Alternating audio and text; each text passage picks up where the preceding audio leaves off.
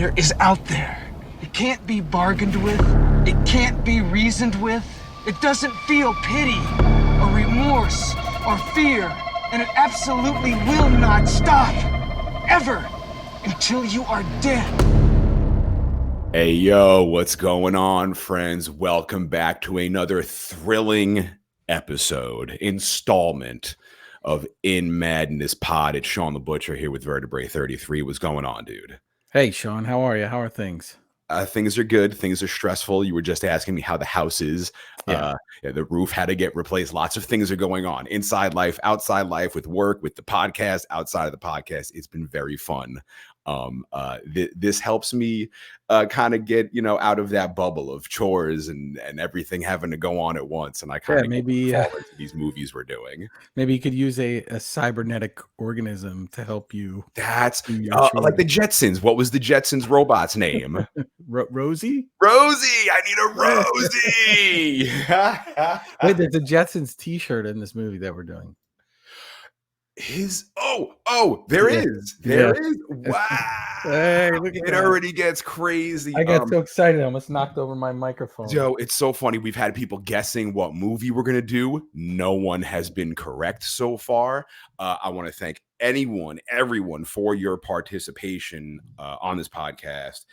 On the socials at In Madness Pod, Instagram, Twitter, Facebook. We are now also on Threads. Woo! Whatever the fuck that even is. We also have our YouTube page. We also have inmadnesspod@gmail.com. Make sure you subscribe to the YouTube. We also have the In Madness playlist. I just added the two witch songs. When they're chanting at the end. Yeah. That one. And then I added that Hammer of the Witch because you were talking about that dude. Hold on. I even wrote his name down and the book because you were talking about it in the History of Witchcraft. The History of Witchcraft by Montague Summers. Yeah, Montague Summers. Yeah. Yes. And we're talking about the Hammer of the Witch. I added the Ringworm track to our Spotify playlist. So we got all that going on. And yes, make sure you join us on the socials for our 0.5s. We've been splitting episodes into 2s. We've just been doing all these different things to try and just not be, have a regular flow. We like to do, switch things up and make things exciting. And hopefully you're as excited as we are about some of these changes and updates that we've made. Nothing's permanent. We could do whatever the hell we want. There's no rule book saying what we can or can't do. Yeah. I love that anyone's listening to us. I think about it all the time when we drop an episode. I'm like, oh, there's people out there actually listening to us. Then they respond, or they tweet, or they send a message, or they put something up in their Instagram story. It's amazing. I appreciate it so much. If you get a second, if you listen to us on Apple, drop a review, a 5-star review, bump us up in their little charts, and more people will be able to hear us. I do think in the future we should maybe do like a poll and have people pick the film that we do. So I was going to put up a poll first off to be like, what do you think about us splitting the episodes in 2 and be like, love it or leave it. And then I was going to put up a poll. What do you think about the 0.5s, the new Gnarly Bits segment? Love it. But if it's a tie, like the poll is like, you liked it and I didn't like it. 2 votes. It's so funny. I put up a poll. I only put up one poll ever. And it was who was the thing at the end of the thing? Mm-hmm. Who was it? What was your? It's like, son of a bitch. The poll was tied. No, it was split perfectly down the middle. I was like, God damn it. And it's funny. Every time I watch it, I'm like, it's Childs. And then I'll watch it again. I'm like, it's McCready. And then I'll watch it again. I'm like, definitely Childs. It switches every single time. And people are like, we tuned in for what? So before we get into what movie we're going to talk about, I do really want to quickly thank, and I'm going to do it again probably later, but I want to thank anyone and everyone who joined us for our Instagram live that we randomly did when they dropped that new Godzilla trailer. That was so much goddamn fun. That was awesome. We jumped on for 30, 40 minutes just talking about Godzilla. It was the coolest. They dropped the new Godzilla -1 trailer. It looks so dope, coming out in America December 1st.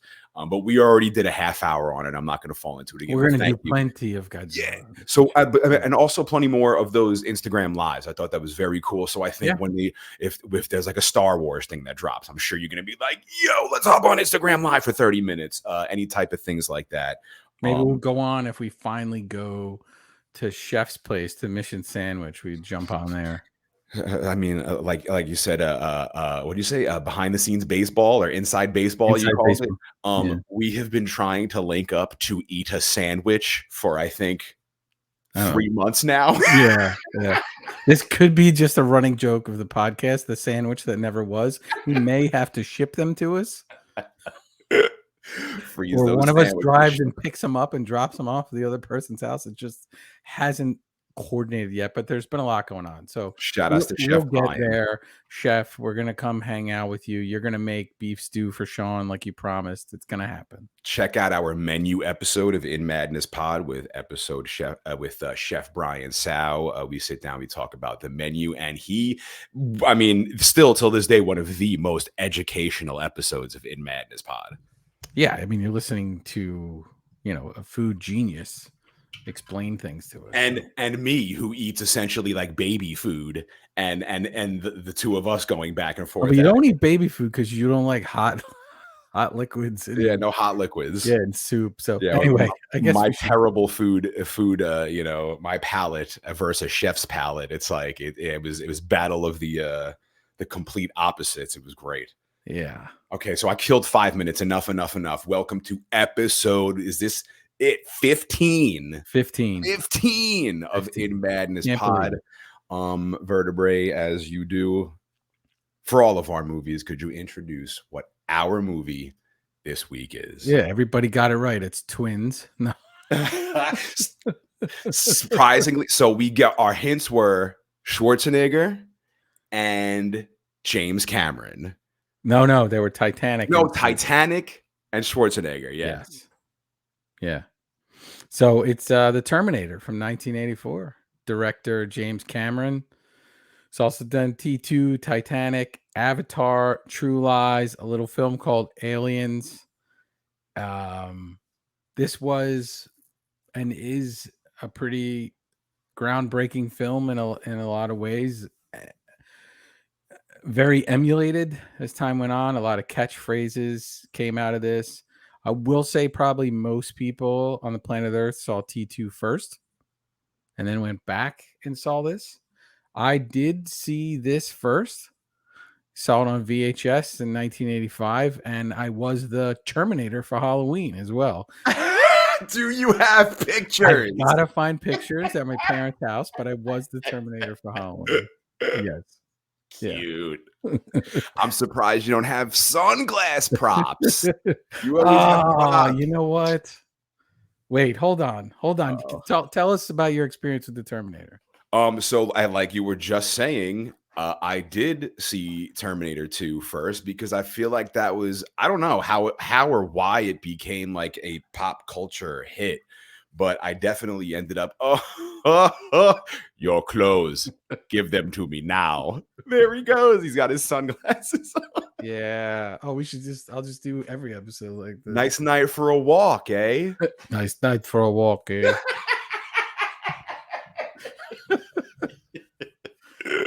Perfect. What do we do? Where did you tell us about your experience? So I also saw Terminator 2 first and then went backwards and saw Terminator, like you said. So I was reversed. I saw the original Terminator and then T2 later on. But let's get into some little bits about the cast and the soundtrack and everything, and then we'll go from there. Sound good? Do you have the soundtrack on vinyl? I do not have this soundtrack on vinyl. It exists. I think I missed it on its initial release. I think Mondo did. Not initial release, but on its release by Mondo later on. It exists. It's a little bit up there in price now. So I was looking around because I was like, Shawn's going to ask me if I have it and I don't own it. So should I buy it for this?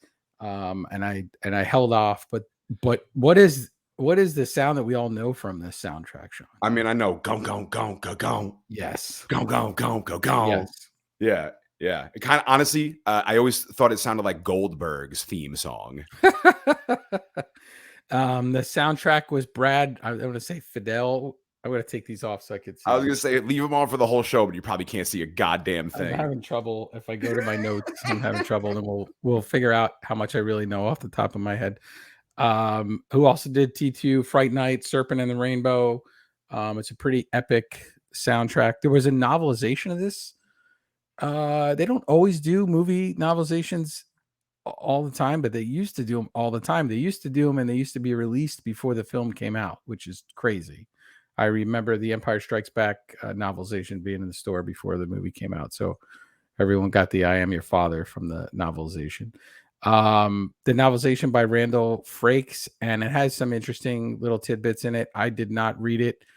It exists. I found the PDF of it online, but just didn't have the time to read the whole thing and go through it. But there are a couple of websites that go through kind of little changes. There's some tidbits I picked up from it, but the cast is, of course, Arnold Schwarzenegger as the Terminator, Linda Hamilton as Sarah Connor. If you don't know that name, you weren't paying attention the entire movie. Michael Biehn as Kyle Reese. Special effects by Stan Winston, famous Stan Winston, and his company doing the Terminator effects. They're really cool stop motion effects for the metal Terminator. And by the way, we're spoiling a movie that came out in 1984, so we're going to jump all over the place. So if you haven't seen this, I'm not sure what's going on. Go stop this, go watch it, and come back. Fantasy 2 is a company that did the other effects with it. And I have to say, what movie does this feel like to you as it gets going? Not it when it first opens, but as it kind of gets going in the beginning, it feels very, I don't know. you don't know, very John Carpenter, very Halloween, and he cited that as an influence. Even the simplicity of the ba-bum bum ba-bum Okay. soundtrack. Okay. You've got the serial killer Terminator in this case, Michael Myers in another Mhm, case. mhm. I will throw this out to you. They both drive a station wagon at one point in broad daylight. Yeah, okay. Oh man. Right? Now I'm gonna wait for you to tie this into 7 somehow. No, I don't think that happens this episode, but I will say that also Sarah Connor, Linda Hamilton's character and Jamie Lee Curtis's character have something in common too. They seem kind of a little like if they were the more square But then version become in the leaders. beginning, and then they become super strong at the end. They're kind of On timid, your feet, and they become soldier. strong, and they're not as maybe promiscuous as the other characters in the beginning. Wow. Yeah. So who's Dr. Loomis? I don't know. Is that the dude the other dude who comes through? Well, I mean, listen, there's the psychologist who's there who then shows back up in later Oh, movies. Silverman or Yeah. yeah. So, right? I mean, there's your Loomis. I told everybody. So anyway, there's our first little connection for that. The budget was $6.4 million and grossed $78.3 million. Huge hit, right? And everybody copied it, all the catchphrases, everything else. Crazy thing is everybody knew this movie and all the catchphrases, and it was rated R. Right? It was a rated R movie. I was clearly not old enough to see a rated R movie when I dressed up as the Terminator. So it just crossed over into our culture completely. Just a couple quick notes, and then we'll jump in real quick. The first outline of the script had 2 Terminators. And one of them they talk about making him made of like liquid metal. And Cameron was concerned that they couldn't pull it off. So Not yet, at least. He revisits that later on in a big way, in a huge way. And Cameron wanted to make this so bad that he sold the rights to the producer for $1 so he could direct it. And he later said it was like the worst deal he ever made. But I mean, any deal for $1 probably should be the worst deal you've ever made. As long as it doesn't get any worse than that. Yeah. I mean, he had an art background. He was an art director on some films. He was actually worked on special effects and matte painting for Escape from New York, which is pretty cool. and did special effects director for Piranha that came out like 78, I think. And had been around and had this, and he was inspired by John Carpenter's Halloween, and kind of went through the story. So very cool. And we'll get to some of his more influences later on. And I think we're ready to go. Are you ready to jump into the Terminator? Let's rock. I mean, it's funny because when I was saying Schwarzenegger, I was thinking maybe Predator. We're not hitting Predator yet. We'll get there soon, though. Somebody guessed Commando. I was like, ooh, nope. You just missed it. I would love to do the trifecta: Predator, Predator 2, Prey trifecta. Oh, okay. Yeah. I don't mind that. I don't mind that at all. I do like Predator 2. Predator 2 gets a lot of shit, but I do like Predator 2 a lot. Yeah. Everyone listening right now is like, these two idiots couldn't coordinate a sandwich. I have coordinated a sandwich, and you can pick it up at Mission Sandwich in Brooklyn. Thank you, Chef Brian. You did coordinate it, but we can't coordinate getting there to eat. No. But here we go. We're going to open it up for episode 15 in Madness Pod. Terminator. The film opens. We're in Los Angeles, 2029 AD. So far in the future. So let me guess. This is 6 years from now, right? Yeah. Yeah, this is incredibly conceivable by today's standards. Man versus machine. Warplanes flying around, shooting laser beams, tanks crushing piles of human skulls. So I'm watching this, right? I'm watching the movie. I'm taking notes for the podcast. And the second I see all this stuff happening, I get this nostalgia. And I'm like, where have I seen this all created and all done? And one quick Google search brought me to my answer. Back in the 90s, there was this amazing show called Movie Magic. And I used to watch it all the damn time. And they take you behind the scenes and show you how they make all these cool special effects. And I remember watching an episode of them doing the effects for Terminator. So crazy. Google Movie Magic. It was such a great show. I completely forgot that I watched that. I think it was only around for a couple of years. I watched it when I was a kid so many times and learned all about. They showed how they do the exploding White House and Independence Day, and like it's just all the cool special effects and stuff. So yeah, check out Movie Magic. Nice. We see a message on screen. The machines rose from the ashes of the nuclear fire. Their war to exterminate mankind raged for decades, but the final battle would not be fought in the future. It would be fought here in our present tonight. So and then we get the bump, bump, bump, bump, bump, bump, bump, bump, bump, bump. It's fought in 1984, right? So they're going back to their present day of 1984 when it was released. And just a quick thing as we go through the credits, right? Schwarzenegger, Linda Hamilton. There's Lance Henriksen in it, who goes on to be Bishop. I have special names for everybody for the full. Oh my God, I can't wait. Yeah. I just want to throw this out to you real quick. So this casting for this film was it's been widely talked about. It's been on plenty of websites and podcasts and Reddit and everything else, but I'll run through it quickly because there's a couple interesting things. So Orion Pictures, which this is, and when you see that logo, you're like, okay, we know what we're in for, right? With Orion Pictures. Orion wanted Arnold to be Reese.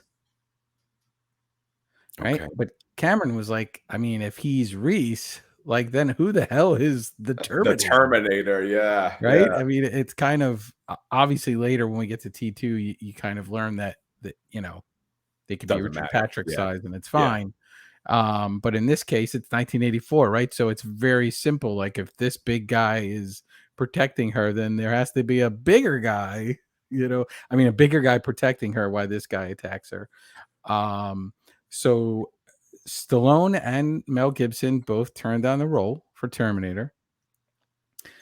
Considered for the role, Reese were, God, it's so interesting. This smacks of the 80s. Considered for the role, and when they say considered, I don't know if they called him or just, made a list or something. But it's Sting, Christopher Reeve, Matt Dillon, Kurt Russell, Tommy Lee Jones, and Bruce Springsteen. Crazy. Okay. At one point, the studio wanted O.J. Simpson to be the Terminator. However, and the story gets a little twisted, it was either Cameron and the producers or just James Cameron thought he would not be believable enough as a killer. Let that just soak in for a minute. Insane. Good Lord. But this is at that time when they're casting these movies that they're shooting for the stars. I think casting news gets out now for older movies easier than it does new movies for some reason. But there's always these casting of these huge movies, and there's a million names. But I do have to say a Kurt Russell Reese. Oh, okay. I think I'm there for that, right? Yeah. I don't know about Bruce Springsteen. No, that's so weird. Yeah, so and weird. Cameron wanted Arnold, and they met, had lunch or something, and had a discussion, and then basically just like I think James Cameron sketches. He sketched a few pictures of as Arnold as a Terminator, and away they went. Cooler heads prevailed, and they got the guy that was destined to be the Terminator. We're brought to present day. Our time, their time, I guess. Los Angeles, 1984. It's 1 a.m. Garbage men are picking up the trash. My man, I'm just going to call him Old Dusty. Looks like his name's Dusty. I'm calling him Old Dusty. He's driving the truck, and his engine dies. Lightning begins shooting all around the truck. None too pleased, Old Dusty gets out of the truck and hauls ass out of there. And then he appears from a portal from the future. Slowly rises a nude, buff Arnold Schwarzenegger.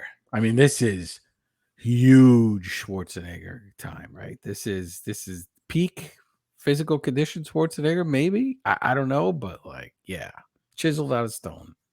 Overlooking Los Angeles, then we're introduced to our punks. Their leader being the late, great Bill Paxton. Yeah. Twister, Predator 2, Aliens, to name a few. He smashes his beer against the, what is it, a viewfinder? Or like a binocular thing they're looking through? Yeah, like a sightseeing. Like a sightseer, because I guess this is what punks do. They hang out and they look out the sightseer while drinking beer. Maybe, because they're punks, right? It's not cool to look through the viewfinder during the day, and they feel like a little nerdy, so they go there at night to hang out and look through it. They can be nerds at night when no one else can see them. They're looking at some stars, Well, it's Bill Paxton's turn to look through it, even though he just smashed his beer bottle in the front of it, and it's probably all destroyed anyway. Yeah, I love in movies where they just smash things for no reason. Yeah, well, they're punks. That's what they do. They just smash things for no reason. But then they're interrupted because approaching them, dick swinging in the breeze, is Arnold Schwarzenegger. Would you say anything to this guy, Sean? Would you? I mean, if he's walking directly towards you and he's that buff, I'd probably be a little alarmed. I don't even know if I'd be able to speak. Oh, I'm not hanging out there for that. I'm gone. Paxton's got no problem with it. Nice night for a walk, eh? And his response? Go ahead. Oh, you want me to do it? Yeah, you just did it. Nice night for a walk, eh? Oh, wait, I have to have the glasses on. Well, he doesn't have them yet. He doesn't have him yet. He doesn't have him yet. The punks start messing with him. And Arnold says, your clothes, give them to me now. The punks are not having it. And out come the switchblades. You are not threatening Arnold. With 3 moves, he shoves all the punks, jams his whole fist in this one guy's gut, drops him dead on the floor, and the other punk just starts stripping his clothes off. Now he's got clothes. Yeah, in these movies, it's always convenient that the clothes fit perfectly. Oh, flawlessly. But we will see later on for the first time ever Terminator vision. So was he on his Terminator vision? Was he like scanning size 34 waist? Like he knew which one. Yeah, definitely. He's a Terminator. He knows everything. We cut to the streets of LA in an alleyway. More electricity and lightning. And out of it all, from a portal from the future, once again, drops another naked man in the alley. He's burnt, he's bruised, he's beaten up. He's Corporal Hicks from the movie Aliens. Yeah. He passes a bum, steals his pants, and at that moment, cops pull up and start chasing him. He vanishes, and then he gets the drop on one of the cops, pulls his gun away, and screams, "What day is it? The date!" The guy's like, May 12th, Thursday. And then he goes, "What year?" Whoa. The cops looking at him puzzled, but more cops arrive, and Hicks runs away. I'm calling him Hicks for now. We don't know his name yet. He And escapes. that cop got the date wrong. Because it's 1 a.m. and it's technically takes place the Friday the 13th in 1984. So that's technically when it's supposed to take place. Well, maybe the cop's been working since like the day before and he's still on the same shift. What's funny is I think if you go back and look at 1984, I think that one of them was a Saturday too. Like it kind of doesn't equate, but we're messing with timelines, and I have proof that it's the 13th later on. When we get to it, I'll tell you why. But I will say, if he's working a full shift and he went on his shift before midnight, he's saying the 12th, right? It's the 12th. That's when I started. To him, it's still the 12th. Yeah. Until he goes home and goes to sleep, it's not the 13th yet. Right. But I like the idea that it's Friday. Well, it is Friday the 13th. And I kind of like that because we have Halloween things going on. And now we got Friday the 13th things going on. I'm waiting for 7 to pop up. 7's going to pop up somehow. It's going to happen does this happen over 7 days? It does not. And I'm so disappointed. So he escapes through a clothing store. He grabs a jacket, some shoes, a pair of Nikes with the Velcro ankle strap. The most awesome look at those Nikes are awesome. They're still sweet Nikes. They're sick. He parkours his way out of the shop. He steals a shotgun out of one of the cop cars. And he makes his way to the street unnoticed. He goes to a phone booth. Woof. Begins looking through the phone book. Woof. He finds a name, Sarah Connor. He finds several Sarah Connors. He tears the page out of the book and he runs away. Cut to a nice lady riding her little moped, little motorcycle thing. It's like a scooter, like almost like a Vespa. This is a Honda scooter. They only made this for a couple years. So I'll just say that, like, although she's a waitress, like she does really well as a waitress because this is a relatively new, scooter. So she's like, put all her money into that scooter with the most magnificent head of hair blowing in the wind.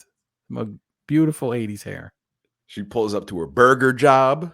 She goes to clock in. She pulls out her punching card and we see the name on it is Sarah Connor. This is our Sarah Connor. And on that punch card, the pay period says ending 5/19/84, which would be a week later. Would be right a week from Friday. Okay, so 7 days. So her paydays. Well, no, it'd be 6 days. I get, 7 from the 12th. Do you want to say it's from the 12th, and then we have our 7 connection? The cop said it's the 12th. There it is, and then it's 7. The pay period ends on the 19th. There's our found John Doe. All right, now we can go. She is completely oblivious to what the hell is about to happen to her entire life. We see a suburban neighborhood. And in all his punk rock glory, black boots, big ass jacket with a chain over his shoulder, looking none too pleased to be there, is Arnold Schwarzenegger. Mm-hmm. He punches his fist right through a car window, unlocks the door. He rips the housing off the back of the steering wheel. He hot wires the car. Much like Michael Myers, daylight horror, the killer is chasing you, and he's driving in a station wagon. What I also noticed at this point is he's also wearing the bedazzled gloves that the punk had. So he really went all the hell out to sell this look. I love it. I love the idea that Terminator is like has to complete the outfit. Like it's not in his programming to put on half. Only part of the outfit. 100% of the job. He's got the little bedazzled gloves. Take that, Michael Myers. He drives away. We cut back to Sarah Connor having the worst day of work ever. Shitty customers, shitty kids. Right. And her friend, what does her friend say to her? She says, her friend Ginger says in 100 years, who's gonna care? There's fun little things in this movie where they're alluding to things in the future. And I know that's a generic kind of joke she's making, but a movie that plays with timelines and people's future, I feel this is on purpose by Cameron to throw these little things in. Cut to Arnold walking into a gun shop. And the clerk behind the desk is the drunk neighbor from Gremlins. Yeah, Dick Miller, Gremlins, Little Shop of Horrors, Howling, Pulp. He was in Pulp Fiction too. He was in Pulp Fiction. Wait, don't tell me when. I know. When was he but in I Pulp forget Fiction? when, but he was in Pulp Fiction. Yeah. Oh, man, it's going to bother me the whole podcast. Oh, who was he in Pulp Fiction? Whatever. Write us and tell us at inmadnesspod@gmail.com. Hey, I did it. inmadnesspod@gmail.com. Yeah, check out episode 2. We did Gremlins, I believe, of In Madness. Arnold is looking at every gun in the store: shotguns, handguns, laser sights. He asked for a plasma rifle, and the clerk's like, "Only what you see here." Yeah. So Arnold grabs a shotgun. He starts putting shells in it. The clerk goes, "You can't do that," and Arnold goes, "Wrong," and blasts his ass. Oh. So that's a really poorly organized gun shop. Right? The shells are right there. Like, just the bullets are on the counter as they hand you guns. This has never come up before. I mean, is he drinking on the job? Is he connected? Is he the same character as the guy from Gremlins? I mean, even in 2023, none of it seems to make any goddamn sense. Even in 84, I don't think it did either. Yeah, he's just coming in there and getting shells off the counter like it's the TV Guide. It's just sitting there and letting them grab it. What a world to live in. Thank God it only happens in movies. Am I right? Yeah. Ugh. We cut to our other time traveler, Hicks from Aliens. He's in an alley, cutting the butt off his shotgun, using a piece of rope to make a holster for it. He hides it under his jacket. We cut to Arnold pulling up to a payphone. Oof. And Sean, before we get to the payphone, you saw this after T2, right? Yeah. So you knew the whole premise. So when I saw this originally, I thought that, and maybe this is leftovers from the script when they were going to be 2 Terminators, but I thought they both, I didn't realize he was there to help her. Like, I thought they both wanted to kill her. Okay. And even though it was called the Terminator, I thought it would just be that one of them would kill the other one to have the right or something to kill. This is what my brain was thinking as a kid watching this, probably having eaten like a lot of candy at a sleepover or somebody's house on VHS. But I was like, oh, they're both. It's this. And in my mind, I remember thinking, this is crazy because there's two Michael Myers, right? There's 2 of them. How's she going to survive? Yeah. What's going to happen? And the guy that I did what you did. I watched this with the subtitles on. And the guy on the phone's name is Morris. Yes. Yeah. I tried to find that guy in anything else, but I couldn't find it. Arnold pulls up to the payphone, and there's Morris on the payphone. And Arnold grabs him and chucks him and does exactly what Hicks did. Looks through the phone book, finds Sarah Connor page, rips it out. Pulls up to a house in the burbs. There's a toy car in the street, and he just crushes it with the car. So that's a toy truck. And I think it's very similar, if not the same truck as the tractor trailer at the end of the movie, which is some nice foreshadowing, but also looks similar to the tractor trailer in T2. Correct. I think it looks more like the one in T2. Which is crazy. Yeah. Yeah. Immediately, the dogs are barking at him as he's in the suburbs. Yeah, I wonder why. He knocks on the door. Sarah Connor. She says yes. He pushes the door open and shoots her like 8 times. So and my wife can attest to this, next time you see her, at least once a week, do I go, Sarah Connor? Yes. I don't know why. It's just like this thing that they do like all the time. I just be like, and I make this. She has a much stronger voice than I do, but I'm just like, yes. It's a guy that wasn't too bad, I guess. There's Sarah Connor. Yes. I don't know why. I think when I was a kid, it made me crack up laughing that he would even care that was Sarah Connor, right? Like, just because later on he's just shooting people like crazy, and right now he's like, no, I got to get the right one. Like, I feel like if later on he just would have walked into the house and shot every single person in the house and not asked what their name was. Maybe he has like robot impatience. So like at first he was like, I'm gonna try and keep this clean, but then once he found out he kept getting the wrong one, he's like, all right, now I'm roasting everybody until I get somebody. How many Sarah Connors are there? Oh my god! Little did he know that it was Sarah J. Connor that he was looking for. The J standing for Jeanette. Sarah Jeanette Connor, according to the novelization. We cut back to real Sarah Jeanette Connor at her burger job. Her friend drags her into the break room to show her the crazy news on TV. Sarah Connor shot dead. Her friend goes, "You're dead, honey." For now, it's just all the strange coincidence. Yeah. Cut to Corporal Hicks from Aliens stealing a car. He's hot wiring it. He's outside of a construction site watching the machines move around. They're very similar to the machines that were in the war against man we see in the future. It flashes back to the war. The machines are rolling over skulls, kids' bikes. We see Corporal Hicks from Aliens fighting in the war. Chucks a grenade. His partner chucks a grenade. The machine shoots a laser at his partner, and it just evaporates. Now, are those grenades or are they pipe bombs? Oh, I think the pipe bomb is later because because these are like some futuristic big. They look like thermoses almost.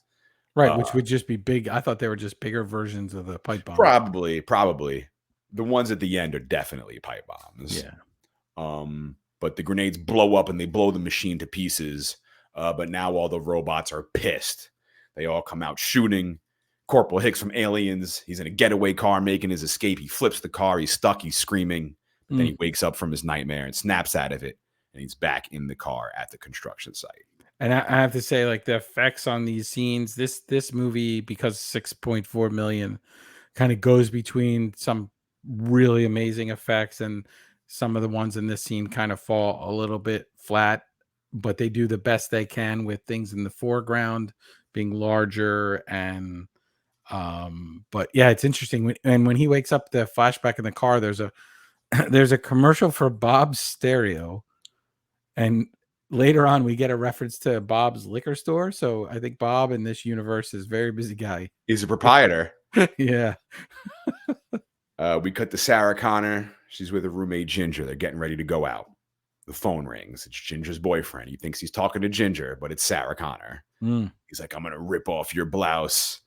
So Sarah laughs. She's like, "Who is this?" And then the dude gets embarrassed.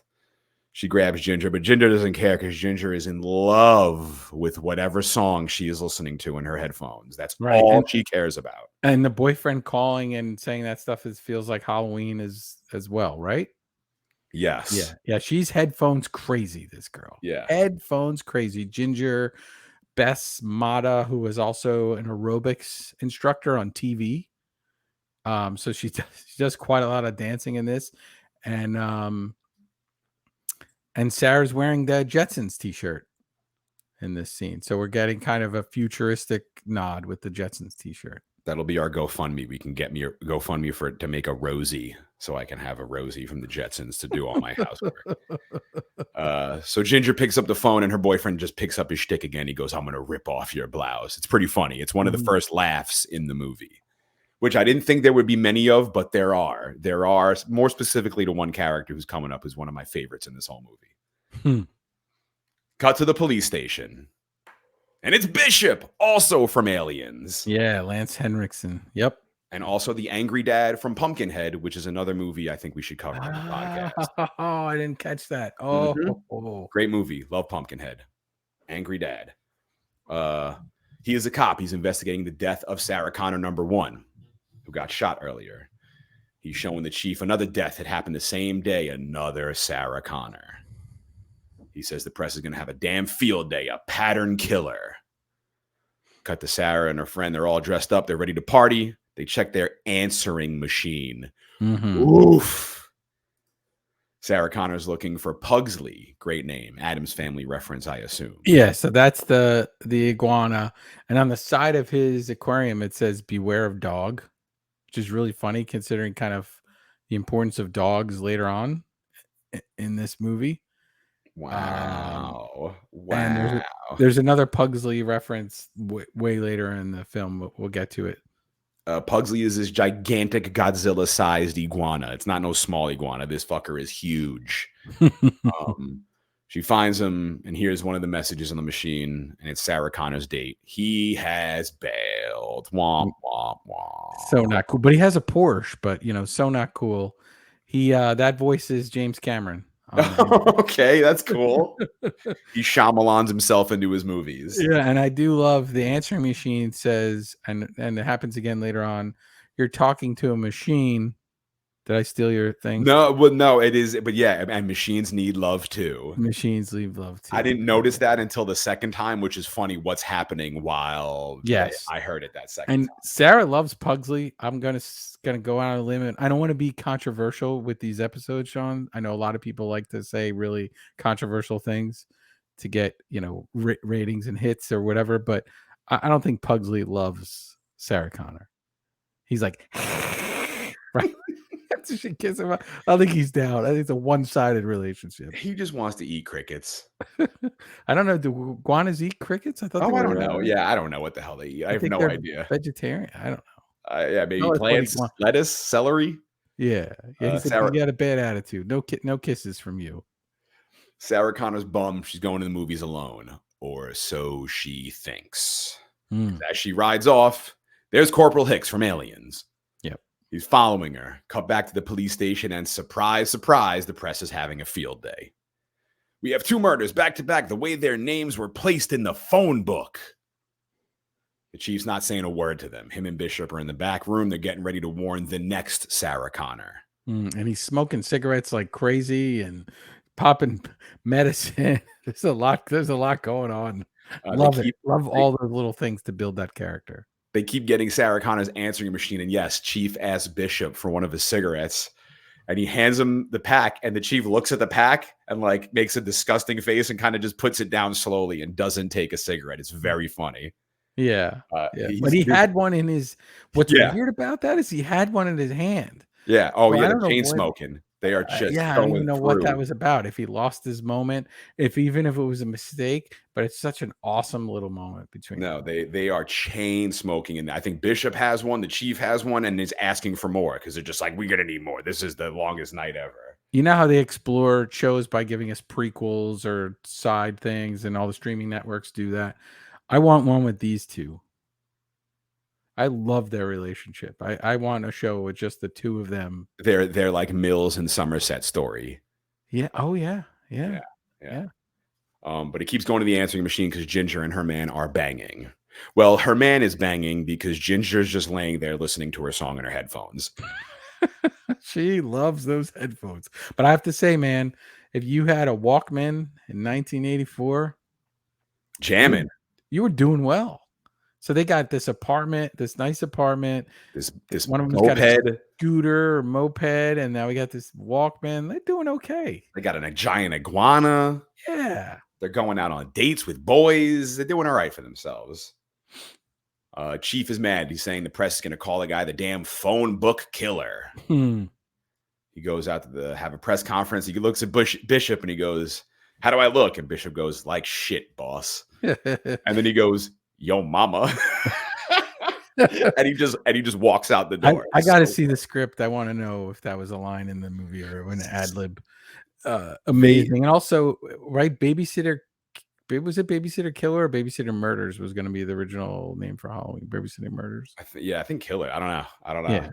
But I love the dynamic of these cops. They add some very needed comedic relief to what is such an intense fucking movie. Yes.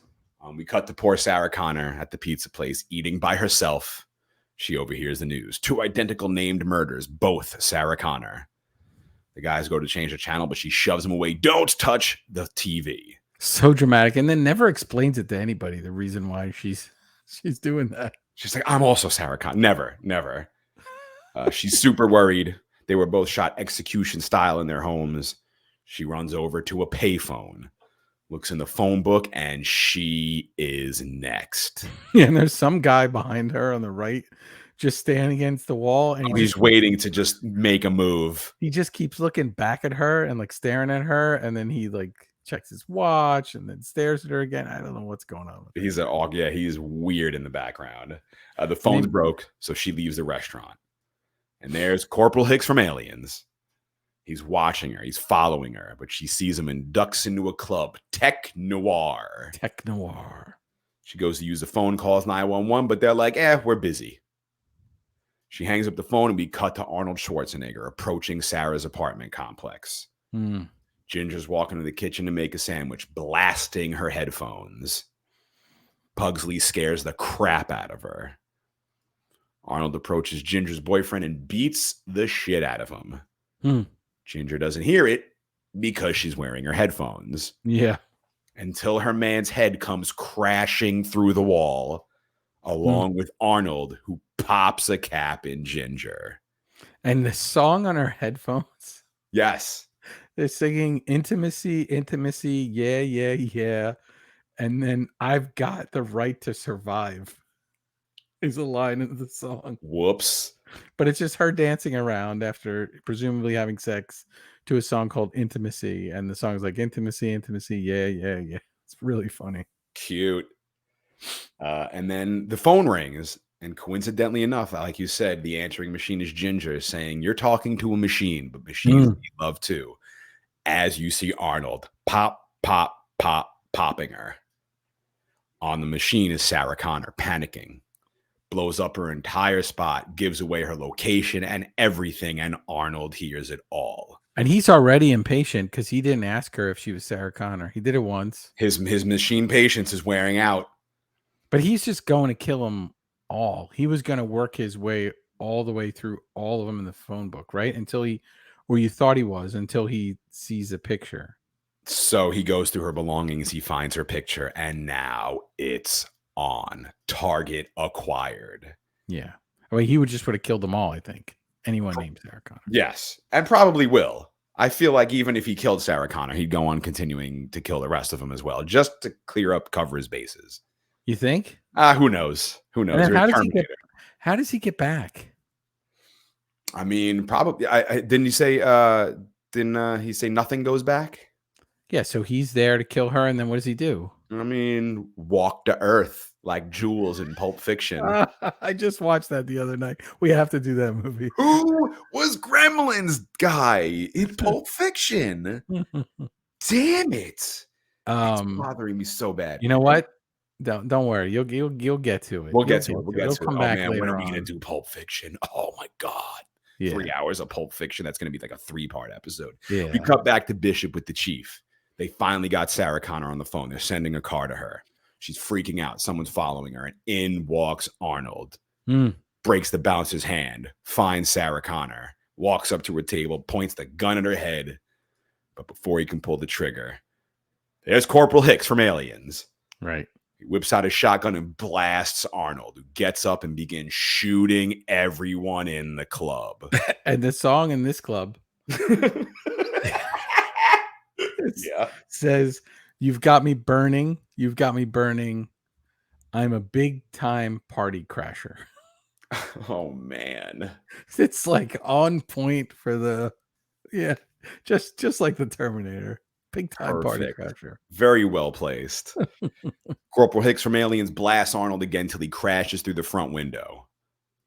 He goes over to Sarah Connor, the man she thought was stalking her, kneels down and says the famous line, "Come with me if you want to live."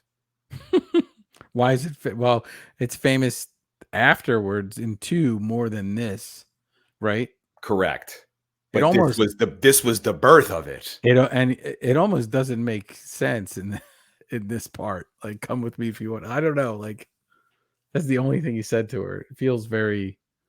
It's such a. I'm not going to undercut such an amazing line, but I don't know. It's a hell of an intro. You've been stalking her through the parking garage and everything else, and but it cuts to the It chase. does it. That's your eye opener. Like, oh shit, he's not there to kill her too. Yes. Yep. Agreed.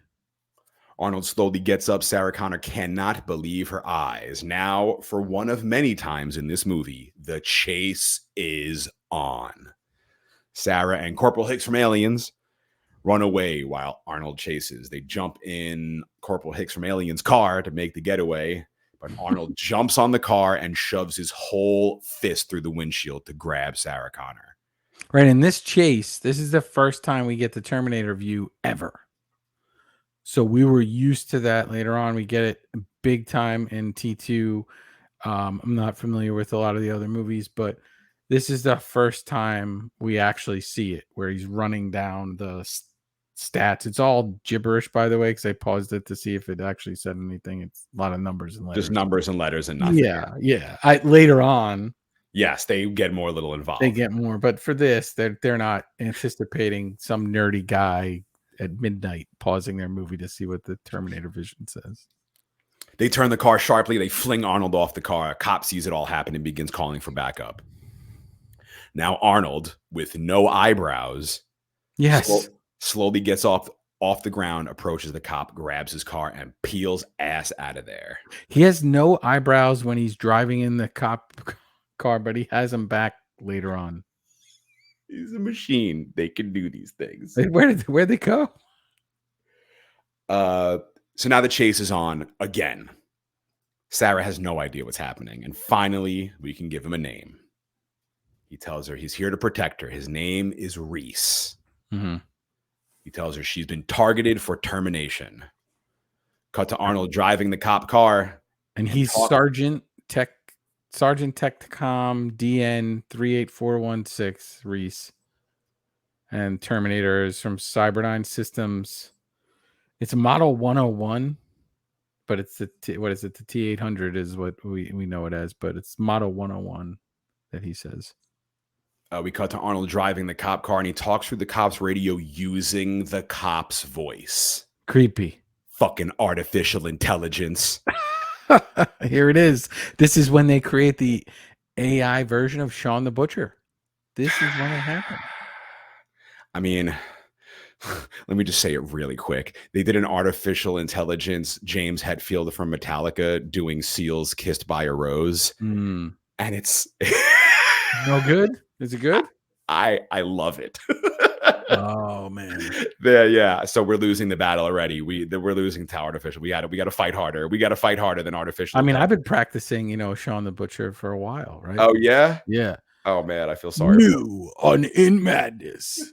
Slayers reign in blood. Fucking Slayer.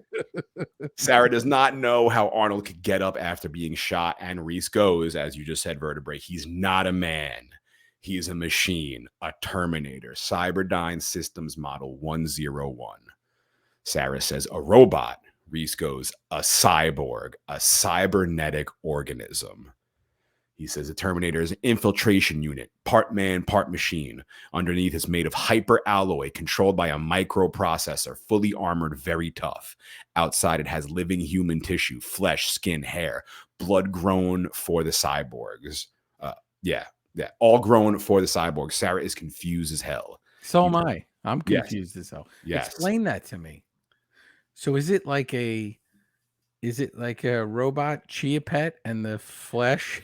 It's like you put the little seeds on and it grows. Like, how is it?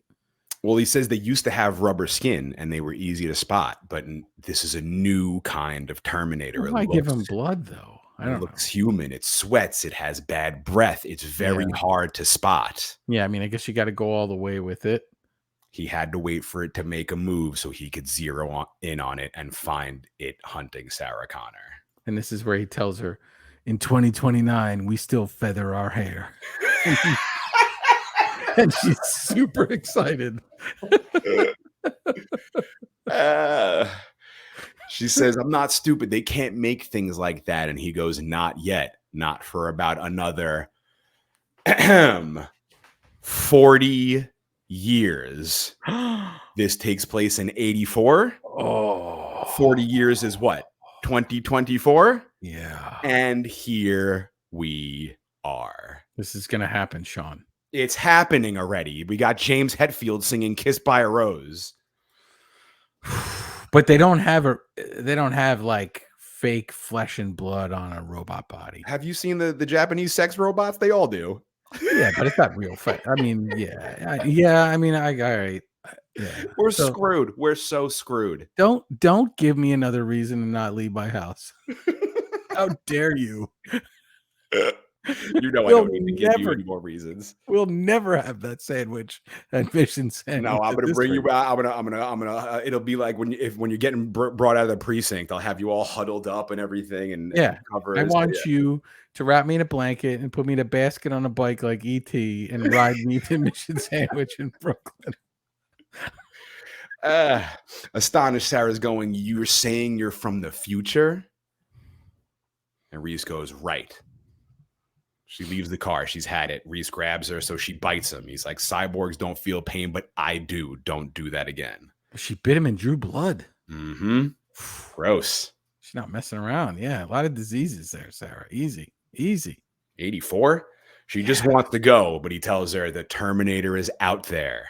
It can't be bargained with. It can't be reasoned with. It doesn't feel pity or remorse or fear. It absolutely will not stop ever until you are dead. Epic lines right there. Very reminiscent of Jaws. Mm-hmm. I felt a very heavy Jaws vibe with that, but those lines right there are just ring in your head. There are the catchphrases in this movie, but those lines right there, wow, that just says it all. She asks Reese if he can stop it. He doesn't know, not with modern weapons. Mm. Cut to Arnold driving the cop car. Cops found Reese's abandoned car. Over the radio, they give the location, so Arnold does a 180 and heads to the location of the car. Weird Arnold with no eyebrows. No eyebrows. Sarah and Reese break into another car. She asks him why the Terminator wants her. He tells her there was a nuclear war a few years from now. Mm. Great. I think the original timeline they changed it. So these movies, they kind of changed timelines as they went along. There's T2. Did you ever see T3? I never saw it. I've seen them all. I don't remember many of them after T2 because I think they're all easily forgettable. Sorry, but I think it was August 97 is the Judgment Day in this. There's an exact date somewhere, but it's August of 1997 for this movie, and then they alter it for the future movies.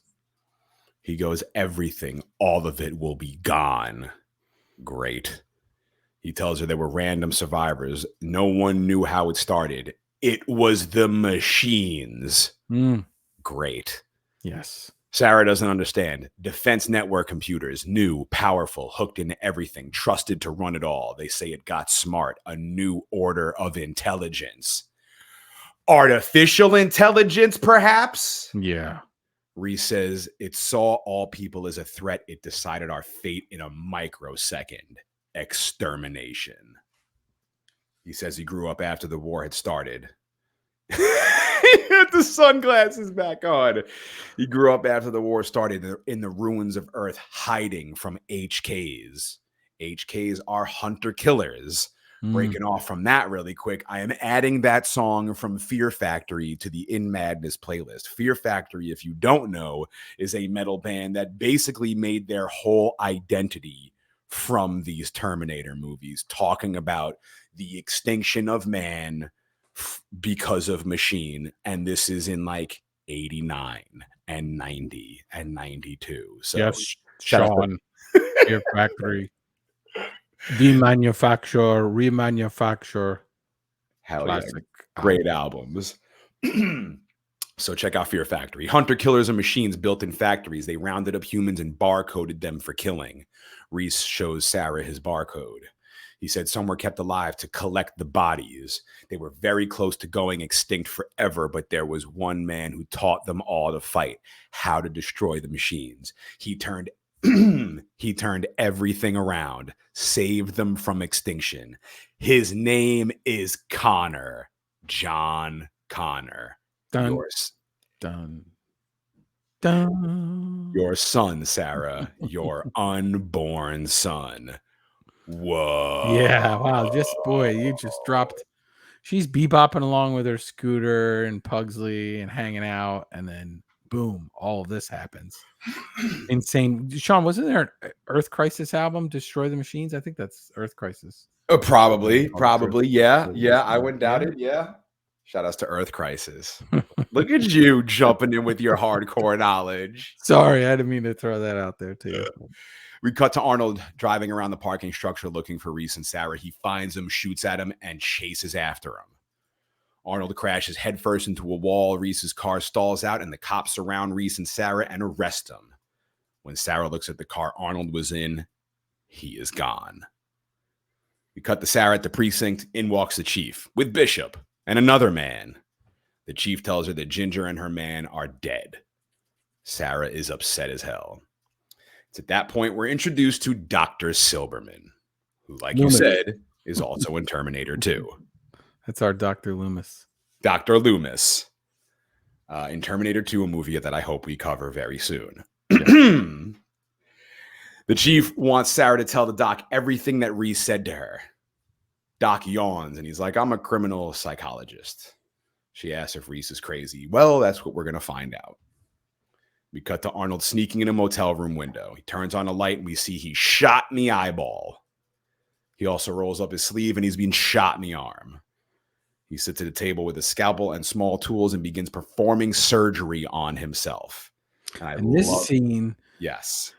This is a scene where the effects are ridiculous with like the metal inside of them, but this scene very much vacillates between, and I know when Sean loves when I use words like that, but between like really cool effects and like some really not good effects. Shoddy practical effects. Yeah. We get the cool effect shot of his arm on the table open with the forceps. Yeah. And inside his arm are gears, and their gears are moving as that's very cool. Very cool. We cut to Dr. Silberman interviewing Reese. Both of them are clearly annoyed. He's talking about the year 2027. Bishop and the chief behind the two-way mirror think he's bonkers. Reese is screaming about the Cyberdyne systems.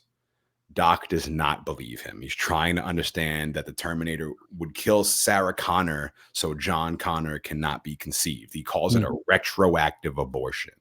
Oof. He asks, why not just kill John Connor? Reese tells him they smashed the defense grid and won. Taking out Connor would make no difference. Skynet had to wipe out his entire existence. He says the Terminator was sent out and John Connor sent out Reese to intercept it. They blew the whole place up, so now Reese can't go back to his time period. No one else can go through, only Arnold and Reese. We cut to Arnold in his room, washing out his bad eyeball. He takes a scalpel and cuts out the lens of his eyeball. It is it's just a regular X-Acto. He's just using a regular X-Acto knife there. Yeah. So then we get this gnarly shot of Arnold, which is a prop made up to look like Arnold, clearly. Yeah. With the whole eyeball cut out. Yeah. And underneath it, this machine's blazing red eye, which is like the signature of these Terminator robots. Arnold throws his sunglasses on it. Problem solved. Yeah, then they cut to another view. Really quick, he checks his hair. Yes. In the mirror. Yeah. And now he's ready to rock and roll. And they cut to, they have that weird robotic Arnold torso that they have. And then when he puts the sunglasses on, they cut away. And when they cut back, it's back to Arnold. It's just Schwarzenegger, the actor. That's gone. Yeah, that's a little 84. rough. Yeah, I'm sure in 84, motherfuckers were like, wow. Arnold goes under his bed. He grabs his guns, head backs out to murder. Cut back to the doc and the cops and Sarah watching the interrogation of Reese. Doc is asking him, why not bring over some ray guns from the future? Just mocking Reese.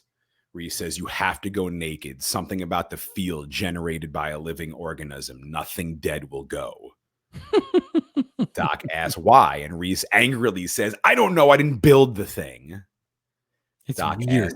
Doc asks, how did the cyborg make it through? Yeah. Reese says, it's surrounded by living tissue. Doc gets up and pauses the tape, excited because he can make a whole career out of Reese. He says Reese is clever because he doesn't provide a shred of proof. Most paranoid delusions are intricate, but this one is brilliant. And so by that logic, if nothing dead makes it through, right? So when you, like in the future, this could be a way for people to like exfoliate their skin, right? They could go through this thing and they would come out with all their dead skin cells cleaned off of them and be fresher than they've ever been before. I mean, I've been to a spa. I'd rather just go to a spa than go through a portal where if anything living or goes with me, I'll be morphed into some horrible Jeff Goldblum the Fly kind Yeah, I of. mean, but listen, people always, rich people, they want to shoot themselves into space. They don't do anything. So if you're like, hey, you want to be portal crashers, maybe this Portal is a skin business. We cleanser. shoot you through the portal. When you come out, you're fresh as a daisy. Shawn the Butcher at a spa. If you had that in your drinking game, take a drink right now. I Hell did not yeah. have Go that. to the spa in Iceland. One of the best spas I ever been to in my life. Gotta hit. Yeah, I've Gotta hit never the been spa. to a spa. Oh man, I got to get you out of your house to go to a spa. We'll do that and we'll go see Godzilla. No, but they like touch. There's people who like touch you in the spa. No. That's a massage thing. This is nobody touches you. There's like first you go in an ice cold pool, and then you go in a hot sauna, and then you go to the ice sprinkler shower, and then you go into another hotter sauna, and then you wash yourself off. It is so dope. No one's touching So you. basically, I could just go in the shower and play with the Well, nozzles. yeah, but I mean, really you got to hot, spoil really yourself a cold, little bit. You got to really spoil hot. yourself a little bit. Put some spa music on. Yeah, it's nice. It's nice. And it's so hot you can't breathe in the sauna. It's Can great. you listen to Earth Crisis while you get this? I mean, I'd have it in my earbuds, definitely. Okay. If you can, then maybe I'm in. Doctor's playing the tape again. Reese asking Reese why the other Sarah Connors were killed. He says records were lost in the war. Skynet knew nothing about Connor's mother, her name, or anything. They just knew the city. Terminator was being systematic. Doc tries asking more questions. Reese has had it. He looks right at the camera and says he will find her. That's what he does. That's all he does. You can't stop him. He will get through. He will get through you, get to her, and pull her heart out. And all of this is being played on video right in front of Sarah Connor. Yeah. But the doctor is so enthralled and too captivated to turn it off until the cops are like, stop the video, please. Right. And if she is considered a victim in this case, they wouldn't. Why would they show her this? Oh, my God. video? Yeah, the doctor apologizes, but he totally is stoked about this entire situation. She asks if Reese is crazy, and Doc's like, he's a loon. Chief shows Sarah a bulletproof vest, tells her Arnold must have been wearing that, and that's how he's still alive. She's like, what about when he punched through the windshield? Bishop goes, probably high on PCP, broke every bone in his hand and wouldn't feel it for hours. He goes on to tell his own PCP story, and the chief just hands him the vest, and he's like, get away, go away. It's so good. Their dynamic is phenomenal. He tells Sarah to go in the other room, get some rest. She finds it hard to believe, but he tries comforting her, tells her she will be safe. We got 30 cops in this building. Yeah, what could happen? Dr. Silberman walks out the front door. And checks his beeper, bends over, right? Is he checking his beeper or something? His beeper beeps right as he's walking out the door. Yeah, his pager. Yeah. He looks at it, and as he's opening the door, and he walks out the door, and in walks Arnold. Yeah. Goes up to the front desk and says, I'm a friend of Sarah Connor. I was told she was here. Can I see her? The cop tells him no. He says it may take a while. Arnold looks around, leans in, and says, I'll be back. And leaves. And my friends, we will be back exactly 1 week from today. But will Arnold's eyebrows be back? That's will Arnold's eyebrows return. We are cutting Terminator in half like we did with The Witch. You get part 1 this week. You get part 2 next week. Maybe you even get a 0.5 after that, and maybe even something special after the 0.5. But my friends, we've gone long enough for episode 15, part 1, The Terminator in Madness Pod. Thank you for hanging out with us. Anything you wanted to wrap up with really quick before we thank you very thank you very much to everyone who listens to us every week. We appreciate it. And send your ideas in. If we missed anything in this part of the pod, tell us. We'd love to know. If you got any tidbits from the novelization of Terminator, I'd love to hear it. And who is the drunk gremlin's neighbor in Pulp Fiction? We need to Tell me on the socials at inmadnesspod at gmail.com. We want your interaction. Let us know if you're liking us ripping these episodes in half. This way you don't got to sit for 2.5 hours listening to us talk about Terminator. You could do an hour going to work, and then the next week we'll give you the rest of the hours. So let us know how you feel about it. But we're just trying to change things up, be more weekly. People like the weekly routine. So maybe they don't like us ripping movies in half routine, but you know what? Start your own podcast then. We'll see you at episode 15, part 2 for the Terminator in Madness Pod. I'll be back.